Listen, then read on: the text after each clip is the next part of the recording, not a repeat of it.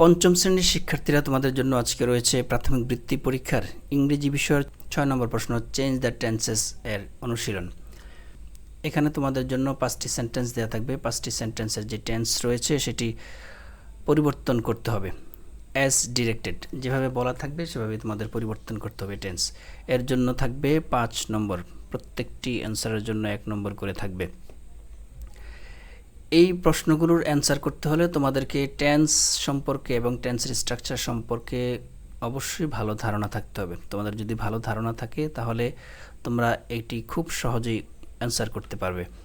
1 নম্বর রয়েছে, they have come to the library to read books. They have come to the library to read books, এইটিকে পরিবর্তন করে simple প্রেজেন্টে নিতে বলেছে। তাহলে এটি কোন টেন্সে রয়েছে?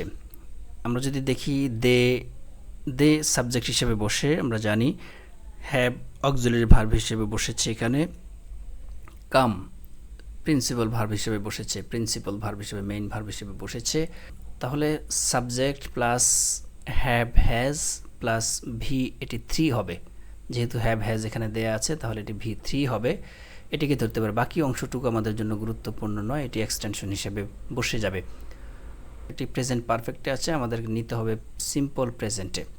সিম্পল প্রেজেন্টের স্ট্রাকচারটা কেমন হয়?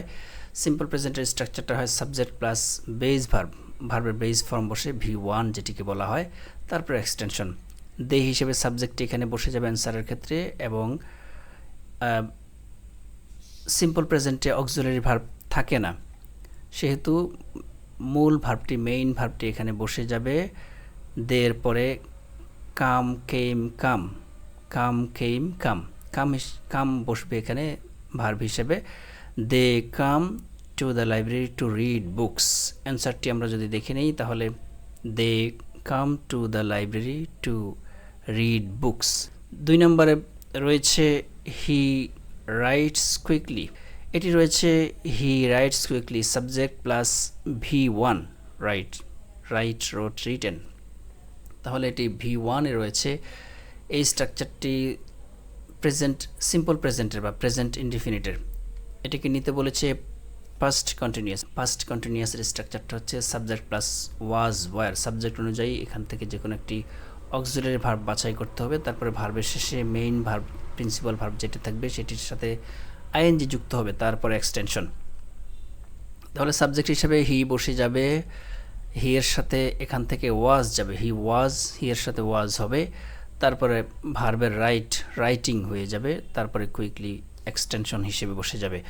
অ্যান্সারটি দেখে নেই, হি ওয়াজ রাইটিং কুইকলি। 3 নম্বর প্রশ্নে রয়েছে, I find science fictions very interesting. এটিকে প্রেজেন্ট পারফেক্টে নিতে বলেছে। এটি কোন টেন্সে রয়েছে? এটি subject plus find V1, find, found, found. তাহলে সাবজেক্টের পরেই V1 চলে এসেছে, তার মানে এটি হচ্ছে সিম্পল প্রেজেন্টে রয়েছে। এটিকে নিতে হবে প্রেজেন্ট পারফেক্টে। প্রেজেন্ট পারফেক্টে যদি নেই, প্রেজেন্ট পারফেক্টের স্ট্রাকচারটা কেমন হয়? Subject plus have has, subject অনুযায়ী যে কোনো একটি এখান থেকে বাছাই করতে হবে, তারপরে V3 বসবে, তারপরে এক্সটেনশন। সাবজেক্ট হিসেবে আই বসে যাবে অ্যান্সারের মধ্যে, তারপরে আয়ের সাথে হ্যাভ বসবে, আয়ের সাথে হ্যাভ বসবে, তারপরে ফাইন্ড ভার্বের V3, তার মানে V3 হচ্ছে ফাউন্ড বসবে, ফাইন্ড, ফাউন্ড, ফাউন্ড, ফাউন্ড বসবে। তাহলে অ্যান্সারটি কেমন হবে? I have found science fictions very interesting. 4 নম্বর প্রশ্নে রয়েছে, আর ইউ নিউ হিয়ার। এটি একটি ইন্টারোগেটিভ সেন্টেন্স, এটিকে সিম্পল প্রেজেন্টে নিতে বলেছে।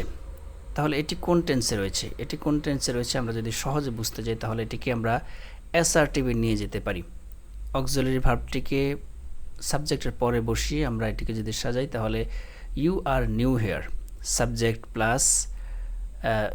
প্লাস V1 এখানে, আর হচ্ছে V1 এর মধ্যে এম ইজ আর V1 এর মধ্যে থাকে, আর হচ্ছে V1। তাহলে এটি সিম্পল প্রেজেন্টে রয়েছে। এটিকে নিতে বলেছে সিম্পল পাস্টে। সিম্পল পাস্টে নিলে সিম্পল পাস্টের স্ট্রাকচারটা কেমন হয়?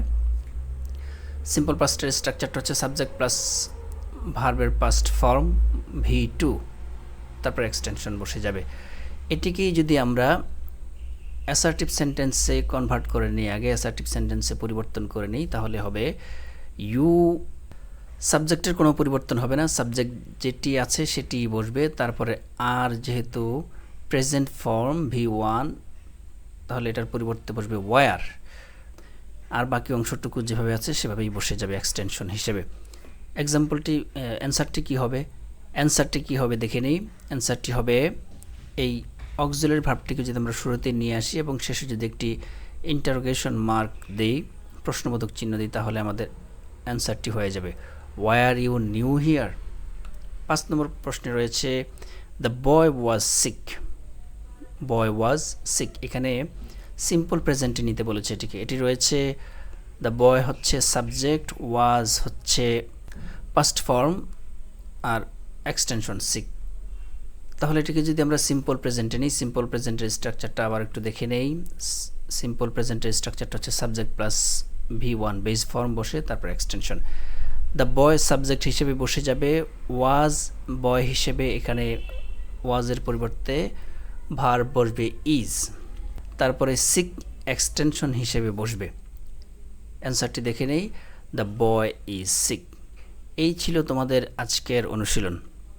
তবে তোমরা অ্যান্সার করবে এভাবে, অ্যান্সার টু দ্য কোশ্চেন নং 6 লিখে 1 নম্বর 2 নম্বর 3 নম্বর 4 নম্বর 5 নম্বরের অ্যান্সারগুলো এভাবে স্পষ্ট অক্ষরে সুন্দর করে লিখে যাবে।